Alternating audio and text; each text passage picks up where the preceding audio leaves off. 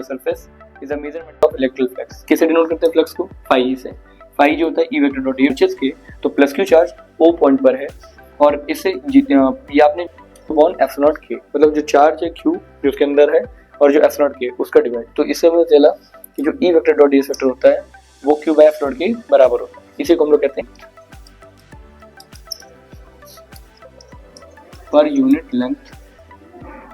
और इसे are distance पे एक पी पॉइंट है, उस पर आपको इलेक्ट्रोफील्ड इंटेंसिटी निकालनी है। और है इसमें ds1 की डायरेक्शन ऊपर की तरफ होगी, इसमें ds2 की डायरेक्शन ds2 है, तो ds2 डायरेक्शन में वो पूरे सरफेस पे फैला है। इसे आर डिस्टेंस पे एक पी पॉइंट है, उस पर निकालना है। तो सबसे पहले पी पॉइंट को कवर करेंगे, ई को बाहर किया था, यहाँ पर आया था ds2। अब ds2 को तुम जोड़ते जाओगे, मतलब उसको ऐड करके बच्चों, ठीक। अब आपको क्या करना है, ये तो चीज है वेक्टर, इसके लिए आप क्या करेंगे, इसमें छोटा सा पार्ट ले लेंगे, इसमें भी छोटा सा पार्ट ले लेंगे क्वेश्चन से।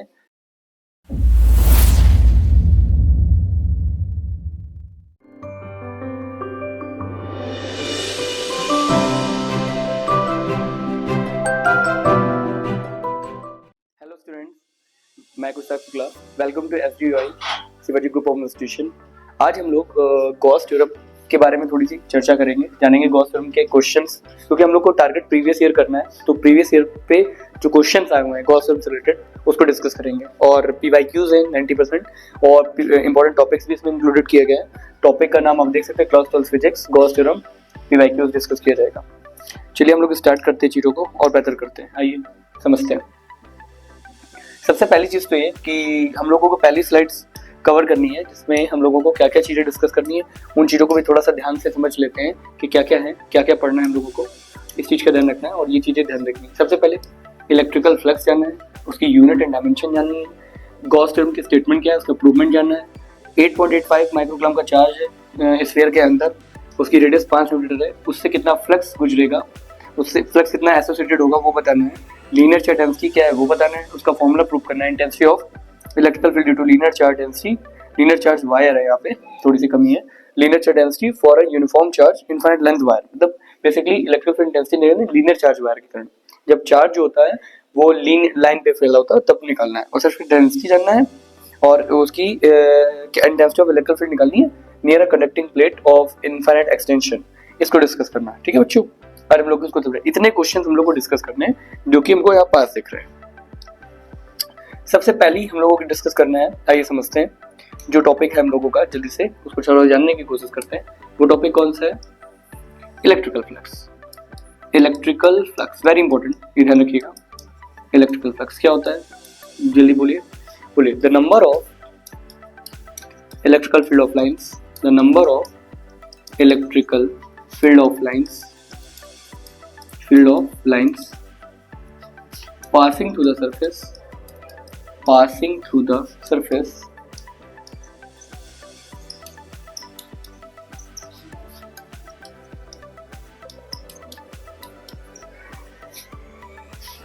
is the measurement of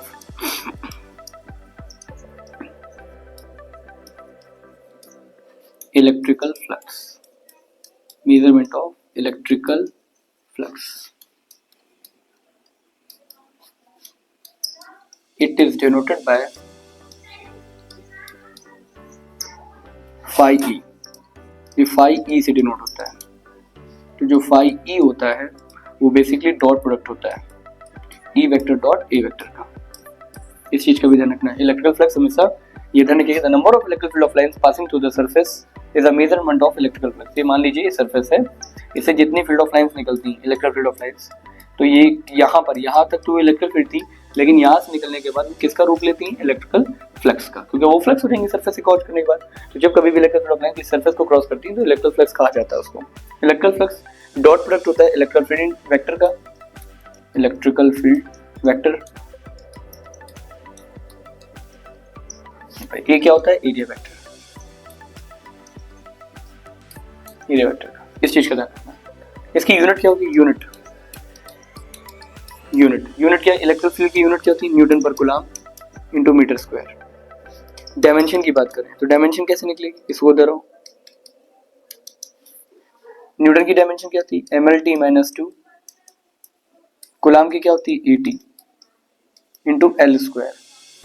यहां से क्या निकलेगा? ml क्यूब ए को ऊपर ले जाएंगे a-1, टी को ऊपर ले जाएंगे t-3। तो the number of electric field of lines passing through the surface is a measurement of electric flux. किसे डिनोट करते हैं फ्लक्स को? फाई से। फाई जो होता है ई वेक्टर डॉट ए वेक्टर होता है, ई इलेक्ट्रिक फील्ड वेक्टर है, ए एरिया वेक्टर है। यूनिट क्या होगी? न्यूटन पर किलोमीटर मीटर स्क्वायर। डायमेंशन क्या होगी? ml cube a-1 t-3। Got it? आगे बढ़ते हैं। इसके बाद हम लोगों को प्रूव करना है सेकेंड पार्ट, जो कि है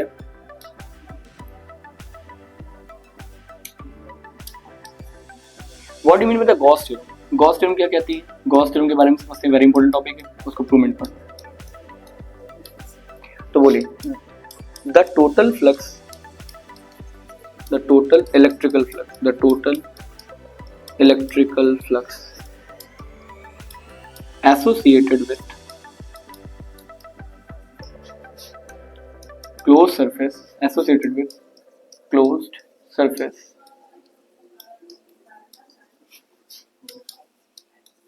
is equals to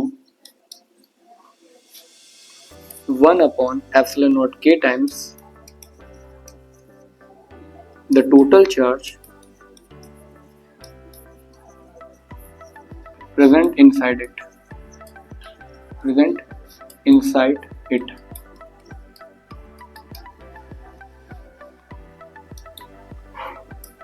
तो फाई टोटल जो होता है, टोटल फ्लक्स, वो E vector dot d s vector equals to 1 upon epsilon के सिग्मा क्यू के बराबर होता है।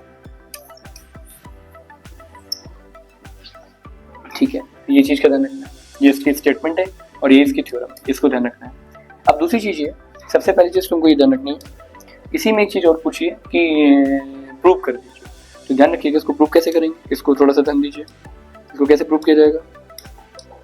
तो देखिए एक सरफेस लेनी पड़ेगी, अपने इमेजिनरी सरफेस मान लीजिए। जो सरफेस आप याद रखना है, पहले तो सेंटर लिए, सेंटर पे क्यू, सेंटर पे ओ पॉइंट लिए। सबसे पहला प्रूव कर रहे हैं, प्रूव कैसे करेंगे तो इसको थोड़ा ध्यान दीजिएगा, प्रूफ थोड़ा ध्यान दीजिए। आपने एक पॉइंट लिया ओ, उस पर एक चार्ज ले लिया प्लस क्यू। जो प्लस क्यू चार्ज होता है उसकी इलेक्ट्रिक फील्ड ऑफ लाइंस चारों तरफ जाती है। आपने एक सरफेस ऐसा क्रिएट किया जिससे इसकी जो फील्ड ऑफ लाइंस है उसको कवर किया जा सके। तो आपको भी पता है उस सरफेस को कवर करने के लिए गॉस ने अपने नाम पे एक सरफेस बनाई, इसका नाम था Gaussian spherical surface, spherical surface. ठीक, इस चीज का ध्यान रखना है। और एक बात का जरूर ध्यान रखना है कि हमको प्रूफ क्या करना है, हमको प्रूफ करना है ई vector dot ds vector is equals to 1 upon F naught के सिग्मा क्यू, ये आपको प्रूफ करना है। तो सबसे पहले एलएचएस वाला पार्ट को थोड़ा समझिए। एलएचएस वाला पार्ट क्या है? ई वेक्टर डॉट ds वेक्टर, ये चीज को समझिएगा। आपको ये बात पता है कि प्लस क्यू हमको, क्योंकि ये चीज जो एलएचएस है वो हमको किसके रहना नहीं, आरएचएस के, तो plus q charge O point पर है और इससे ये आपने जो सर्कल सरफेस बनाया है इसकी डिस्टेंस जो है वो आर है सरफेस से, और तो आपको ये बात अच्छे से पता है कि हम लोग जब इसको प्रूव करेंगे तो हमको ये बात अच्छे से पता है कि हमको E vector dot ds vector चाहिए। तो सबसे पहले तो electrical field due to point charge q, due to point charge plus q is given by क्या होगी, E is equals to 1 upon epsilon k q by r square, q by r square. इस चीज का ध्यान रखना है। ठीक, ये इलेक्ट्रिक फील्ड होगी। अब आपने इस सरफेस पे एक छोटा सा पार्ट ले लिया, उस पार्ट का नाम है ds, और इसके कारण जो इलेक्ट्रिक फील्ड होगी वो बाहर की तरफ होगी। एरिया वेक्टर भी कहाँ होगा, बाहर की तरफ होगा। E और ds दोनों सेम डायरेक्शन में। तो अब आप क्या करोगे, सबसे पहले E vector dot ds vector लिखोगे। E vector dot ds vector जब आप लिखेंगे तो क्या होगा इसमें, इस चीज का ध्यान रखिएगा। E ds आपको दिख रहा है दोनों सेम डायरेक्शन में। E और ds आपको पता है कि इसके कारण इलेक्ट्रिक फील्ड बाहर होगी, इस पे छोटा सा सरफेस जो लेते हैं उसको हम ds कहते हैं, उसकी भी डायरेक्शन बाहर होगी, दोनों सेम डायरेक्शन में। तो E ds क्या हो जाएगा, cos 0। cos 0 की वैल्यू कितनी होती है, 1। यहाँ पे आ जाएगा E ds, E को बाहर कर लेंगे आप लोग। इसके बाद यहाँ पे आ जाएगा ds, और ds का इंटीग्रेशन, क्योंकि आपको पता है ds जोड़ते जाओगे तो पूरा सरफेस आ जाएगा। सरफेस का सरफेस एरिया, सरफेस का सरफेस एरिया। तो सरफेस एरिया हम लोग यदि देखें तो क्या होगा, बोलिए। E की वैल्यू पहले पता तो हमको E की वैल्यू रख लेंगे। तो E की वैल्यू क्या होगी, 1 अपॉन 4 पाई। E की वैल्यू क्या होगी, 1 अपॉन 4 पाई एफ नॉट के, और यहाँ पे हो जाएगा q बाय r स्क्वायर। और ds का क्या देंगे तो कितना होगा, जल्दी बताओ बच्चों, 4 पाई r स्क्वायर। होगा कि नहीं होगा, मैंने E की वैल्यू रख दी, ये तो हमको पता थी क्वेश्चन नंबर फर्स्ट से। और मैंने ये वैल्यू उठाकर यहाँ पे रख दी इसकी जगह। जब मैं यहाँ पे रखूंगा तो ये 1/4 के क्यू बाई आर स्क्वायर आएगा। अब आपको भी दिख रहा है 4 से 4 कैंसिल हो, आर स्क्वायर से आर स्क्वायर कैंसिल हो, बचा क्या मेरे पास, बचा हम लोग के पास Q/ε0 k, Q/ε0 k, मतलब जो चार्ज है Q जो उसके अंदर है और जो ε0 k उसका डिवाइड। तो इससे मुझे चला कि जो E vector dot ds vector होता है वो Q/ε0 के बराबर होता है। इसी को हम लोग कहते हैं, इस तरीके से हम लोग की कौन सी थ्योरम प्रूव होती है, हेल्म्स प्रूव्ड है, ये प्रूव हो गई, ध्यान रखना। तो जो E vector dot ds vector होता है उसको हम टोटल इलेक्ट्रिकल फ्लक्स कहते हैं। वो किसके बराबर होना चाहिए, 1/ε0 के चार्ज के, जितना भी चार्ज आपने घिरा हुआ है उसके बराबर होना चाहिए। E vector dot ds vector is equals to 1/ε0 के क्यू। क्लियर हुआ, ध्यान रखें। आगे बढ़ते हैं।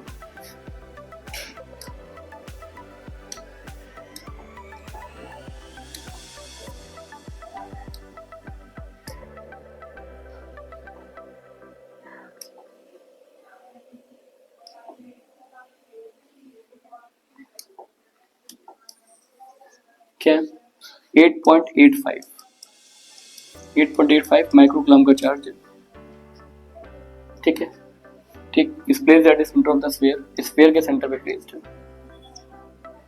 और उसकी रेडियस दी है 5 सेंटीमीटर। इसके सेंटर पे 8.85 मिलीकूलम का चार्ज प्लेस है,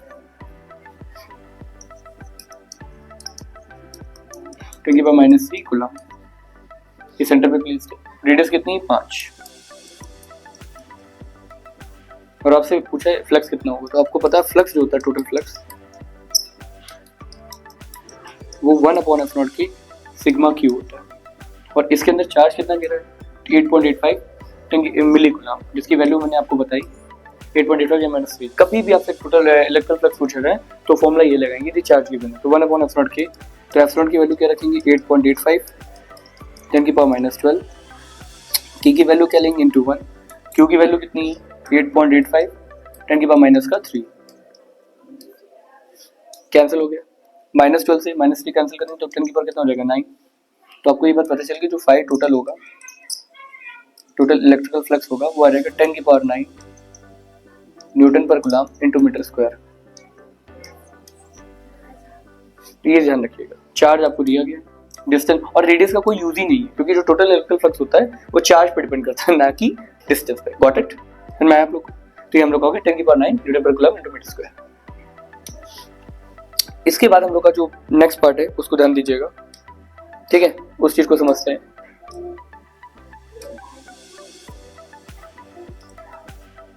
अब आते हैं लीनियर चार्ज डेंसिटी पे। किस पे आते हैं बच्चों, लीनियर चार्ज डेंसिटी पे। जब लीनियर चार्ज डेंसिटी पे आएंगे तो हम लोग को ये बात अच्छे से पता है कि लीनियर चार्ज डेंसिटी क्या होती है। आइए देखिए, बोलिए, the charge stored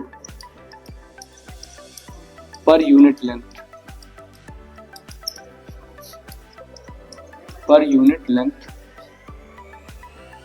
are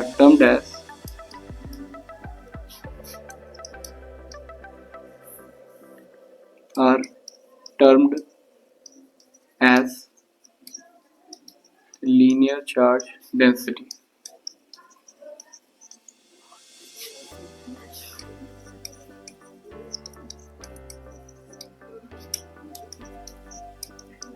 If plus Q charge is stored in the length L, then linear charge density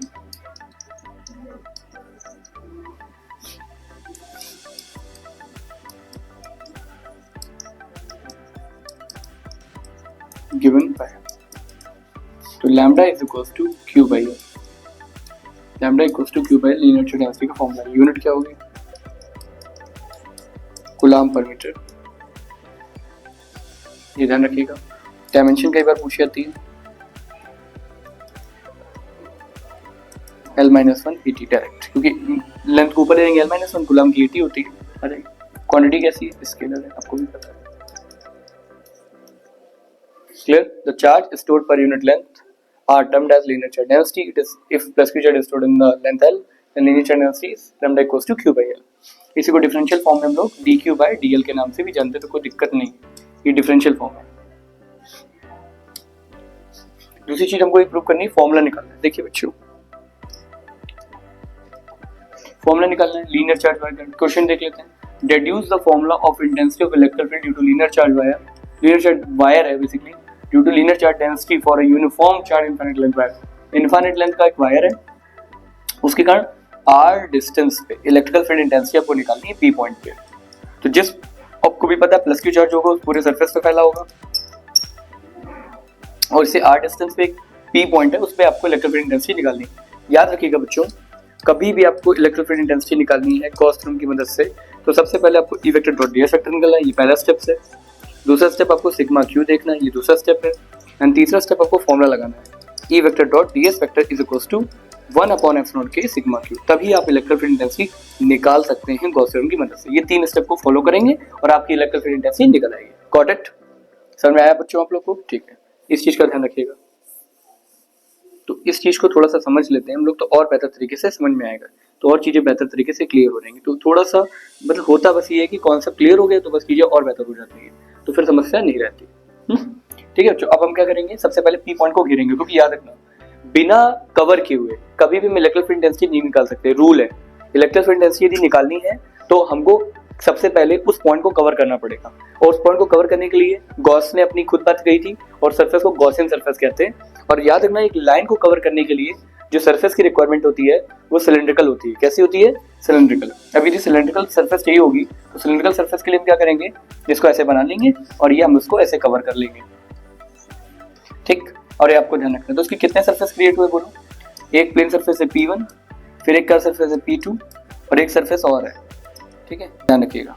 तो इस चीज का ध्यान रखिएगा, इसको सरफेस बोलेंगे, कर्व सरफेस बोलेंगे, सरफेस बोल दो, जिसको तुम दो प्लेन सरफेस होगी, ये एक सरफेस होगी P1, दूसरी प्लेन सरफेस होगी P2 और एक कर्व सरफेस होगी, कर्व सरफेस। तो तीन चीजें हो गई। अब बताओ इसके कारण इलेक्ट्रिक फील्ड इंटेंसिटी कहाँ होगी? बाहर की तरफ, ई वेक्टर। इसमें छोटा सा पार्ट ले लो ds, उसकी डायरेक्शन भी कहाँ होगी? बाहर की तरफ, ds भी बाहर होगा। इस पे छोटा सा पार्ट लोगे, इसका ध्यान रखना, याद रखना ये P1 लिया है तो इसके जो छोटे से पार्ट है उसको हम ds1 कहेंगे, क्योंकि हमने इसको सेकंड पार्ट लिया है, इसको सेकंड पार्ट लिया है, इसको फर्स्ट माना है मैंने, और इसको मैंने थर्ड मान लेते हैं हम लोग, इसको थर्ड मान लेते हैं बच्चों, थर्ड। तो जब थर्ड मान लेंगे तो इस पे जो छोटा सा पार्ट लोगे उसको तुम लोग ds3 कहोगे, जिसकी डायरेक्शन इधर की तरफ होगी।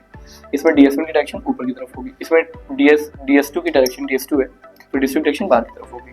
तो तुमको ये बात पता चला कि एक लीनियर चार्ज वायर है, इसमें प्लस की चार्ज डिस्ट्रीब्यूटेड है, जैसे कि आपको यहाँ दिख रहा है प्लस की चार्ज है इसमें, वो पूरे सरफेस पे फैला है। इसे आर डिस्टेंस पे पी पॉइंट है, उस पर निकालना है। तो सबसे पहले पी पॉइंट को कवर करेंगे, और जिस सरफेस से कवर करेंगे उस सरफेस का नाम क्या होता है बच्चों? Cylindrical Gaussian surface. Clear? Cylindrical Gaussian surface से कवर करेंगे। इस चीज का भी थोड़ा सा ध्यान देना है। ठीक है, फिर जो बात बताई मैंने, फिर जब कवर कर लोगे तो दो प्लेन सरफेस मिलेंगे। सिलेंड्रिकल गॉसियन सरफेस में कितने प्लेन सरफेस होते हैं? दो प्लेन सरफेस होते हैं, दो प्लेन सरफेस होते हैं, और एक कर्व सरफेस होता है, एक कर्व सरफेस होता है। फिर से वही चीज, इसके बाद तो कुछ नहीं रह गया, फिर तो इजी हो गया इन चीजों को समझने के बाद। अब आप क्या करेंगे, जल्दी आइए बच्चों। सबसे पहला काम, ई वेक्टर डॉट ds वेक्टर निकालेंगे। तो ई वेक्टर डॉट ds वेक्टर के तीन पार्ट में डिवाइड हो जाएगा। ई पहला फर्स्ट पार्ट के लिए ई वेक्टर डॉट ds1, दूसरा पार्ट हो जाएगा ई वेक्टर डॉट ds2, एंड तीसरा पार्ट हो जाएगा ई vector dot ds3। Got it बच्चों? फिर इसके बाद आपको क्या दिखेगा, ये ध्यान रखिएगा, ई ds1 सेम डायरेक्शन। देखो ई ds1 इधर आइए, ds1 वाला पार्ट में एरिया वेक्टर ऊपर की तरफ है, मतलब इसका जो डिफरेंशियल सरफेस वेक्टर है वो ऊपर की तरफ है, और इसके कारण जो इलेक्ट्रिक फील्ड इंटेंसिटी होगी बाहर की तरफ होगी, मतलब इनके बीच का एंगल कितने डिग्री का होगा? 90 डिग्री का। क्लियर? तो यहाँ पर आप क्या करोगे, ई ds1 cos 90, तुमने कहा ठीक है। फिर सेकंड वाले पार्ट में जब हम ds2 की बात करेंगे तो ई ds2 cos 0 हो जाएगा। एंड थर्ड वाले की बात करेंगे, फिर से वही बात, इसके इलेक्ट्रिक फील्ड इंटेंसिटी कहाँ होगी? बाहर की तरफ, और ds3 कहाँ होगा? नीचे। तो इनके भी कितने डिग्री का एंगल होगा? 90 डिग्री का। तो यहाँ पर क्या होगा, ई ds3 cos 90 0 हो गया, ई ds1 हो गया, cos 0 तो 1 होता है, फिर ये 0 हो जाएगा। कुल मिला के बचेगा क्या, ई को बाहर करो, यहाँ पे आ जाएगा ds1, और ds1 नहीं बल्कि हम इसको ds2 के नाम से जानेंगे, इसको हम लोग ds2 के नाम से जानेंगे, ये ध्यान रखिएगा, ई ds2। ठीक है बच्चों? तो यहाँ पर यह हम लोग का ई ds2 हो जाएगा। क्या हो जाएगा? ई ds2, इतना ध्यान रखिएगा। आगे बढ़ते हैं हम लोग, इस चीज को ध्यान रखिए, इतना ध्यान रखिएगा, इसको नोट जरूर कर लीजिएगा। अब हम लोग का जो ई वेक्टर डॉट ds वेक्टर आया वो रियल में कितना आया बच्चों? पीछे से हम लोग ने देखा, हम लोगों ने ये चीज देखी कि ई को बाहर किया था, यहाँ पर आया था ds2। अब DS2 को तुम जोड़ते जाओगे, मतलब उसको ऐड करते जाओगे, तो आपको भी पता है कि किसी भी, क्योंकि DS2 जो पार्ट मैंने लिया था वो यहाँ पर लिया था, कर्व सरफेस में लिया था DS2। ये हम DS2 को जोड़ते जाएं इंटीग्रेट करते जाएं पूरे सरफेस में, तो ये बन जाएगा CSA ऑफ सिलेंडर बन जाएगा, CSA ऑफ सिलेंडर। और CSA ऑफ सिलेंडर की बच्चों बात करें तो आपको भी पता है सिलेंडर, इस चीज का ध्यान रखना, सिलेंडर, तो सिलेंडर बन जाएगा। और आपको पता है इसकी रेडियस कितनी R और इसकी लेंथ कितनी है L, तो इसका कितना हो जाएगा E इंटू 2 पाई, रेडियस है R और इसकी लेंथ कितनी L, तो ये E vector dot ds vector हो गया। सिग्मा Q की बात की जाए चार्ज, तो आपको भी पता है लैम्डा इक्वल टू होता है Q बाई L, तो यहाँ से हम Q निकालें तो Q बराबर क्या होगा लैम्डा L, तो sigma Q is equal to कितना हो जाएगा बोलो लैम्डा L, इस चीज का भी ध्यान रखना है। फिर हम लोग यूज करेंगे using Gauss theorem, Gauss theorem का यूज करेंगे, तो गॉस थ्योरम का यूज करेंगे तो क्या आएगा E vector dot ds vector is equal to 1 upon epsilon naught के सिग्मा Q, तो E इंटू कितना हो जाएगा यहाँ पे 2 pi RL is equal to 1 upon epsilon naught K lambda L, L से L cancel out, E is equals to 1 upon 2 pi epsilon naught K lambda by R, E is equals to 1 upon 4 pi epsilon naught K 2 lambda by R, ये हम लोग की electric intensity आ जाएगी। ध्यान रखिएगा linear charge वार के कारण है, इस चीज का ध्यान रखिए, क्या वैल्यू होती है 1 अपॉन 4 pi epsilon naught K lambda by R, E vector dot ds vector निकालो, फिर 1 अपॉन epsilon naught K sigma Q जो लैम्डा L से L कट जाएगा, E की वैल्यू हो जाएगी 1 अपॉन 4 pi epsilon naught K 2 lambda by R infinite. कभी याद रखिएगा, कभी भी तुमसे पूछे कोई electric intensity due to linear चल रहा है तो उसके कारण इलेक्ट्रिक इंटेंसिटी ऐसे निकाली जाती है, क्लियर, इसको ध्यान रखिए। इसके बाद हम लोग नेक्स्ट पार्ट पे पढ़ते हैं, वो हम लोग का कौन सा है, ये लीनियर चार्ज डेंसिटी हो गई। इसके बाद आते हैं surface charge density,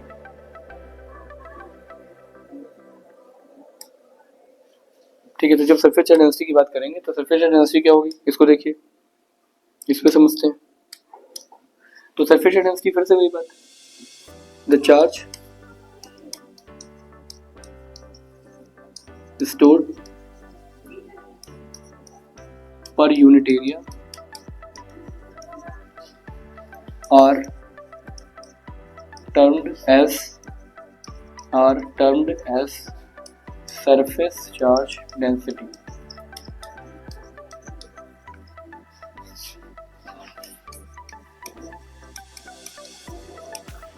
It is denoted by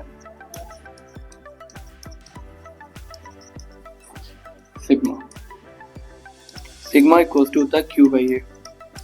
Q is a charge, A is the area, unit क्या होगी coulomb per metre square, dimension क्या होगी L-280, ठीक।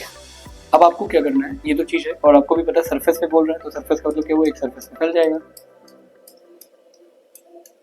आपने प्लस क्यू चार्ज दिया वो ए एरिया पर फैल गया, तो उसके लिए ये फॉर्मूला लगेगा, ध्यान रखिएगा। गुड, क्लियर हुआ ना आप लोग को, गुड।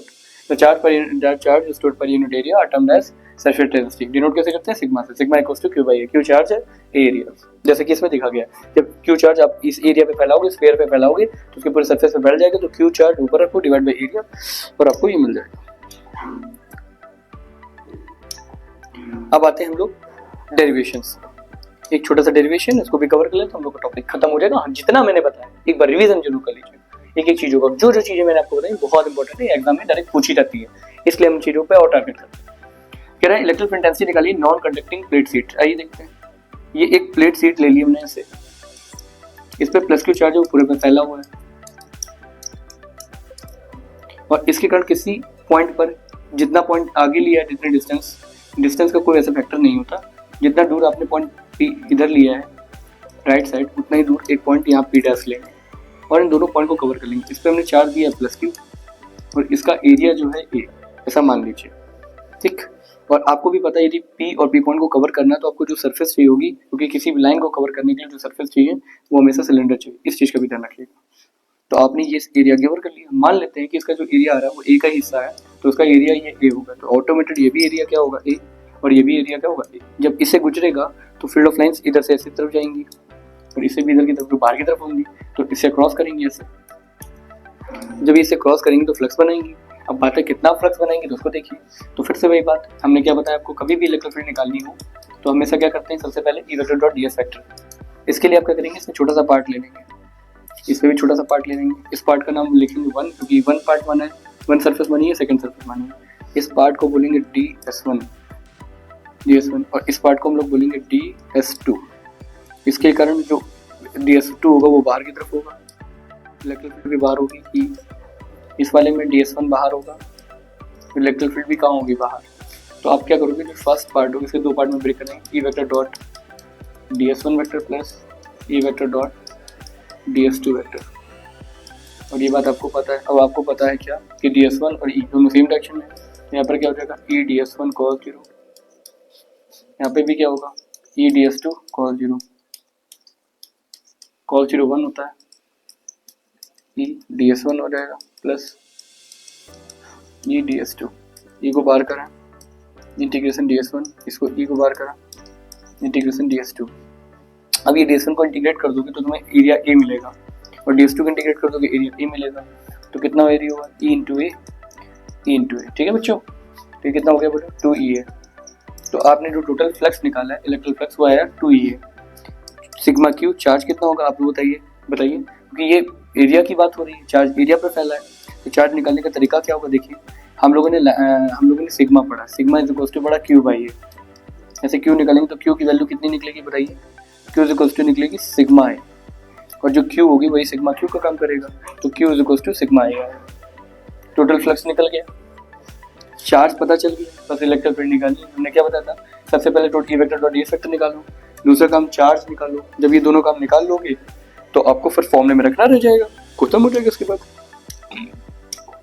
इसके बाद क्या करेंगे, ई वेक्टर डॉट ds वेक्टर, कौन सी थ्योरम है ये बोलो, using Gauss theorem. Gauss theorem का यूज करेंगे। तो गॉस थ्योरम का यूज करेंगे तो क्या होगा बोलो, E vector dot ds vector equals to 1 upon F naught के सिग्मा क्यू।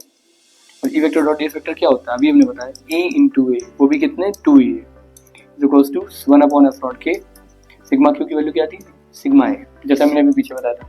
सिग्मा क्यू क्या था, सिग्मा इंटू ए से कैंसिल आउट। ई की वैल्यू कितनी होगी बोलो बच्चों, 1 अपॉन 2 एप्सिलॉन नॉट के इंटू सिग्मा ए।